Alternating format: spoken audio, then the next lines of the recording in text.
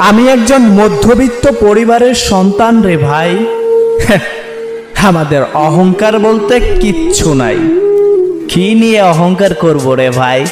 না আছে বাবার টাকা, না আছে ক্ষমতা। কিছুদিন পরই হয়তো চলে যাব টাকার জন্য দূরপ্রবাসে, হয়ে যাব রেমিটেন্স যোদ্ধা।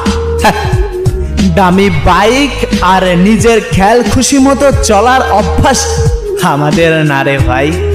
আমাদের ইনকাম করে নিজে চলতে হয়। তুমি শুনেছ না, দিন আনে দিন খাই। আমি তারই ছেলে রে ভাই। তাই অহংকার আমাদের জন্য নয়। তাই তো বাস্তবতা রয়েছে আমার রক্তের প্রতিটা শিরায় শিরায়। তুমি যখন দামি বাইক নিয়ে ঘোরো সারা বাংলায়, তখন আমরা ভোর 6টায় ঘুম থেকে উঠে কর্মে যাই টাকার প্যারায়। তাই তোমার সাথে আমার তুলনা চলবে না রে ভাই।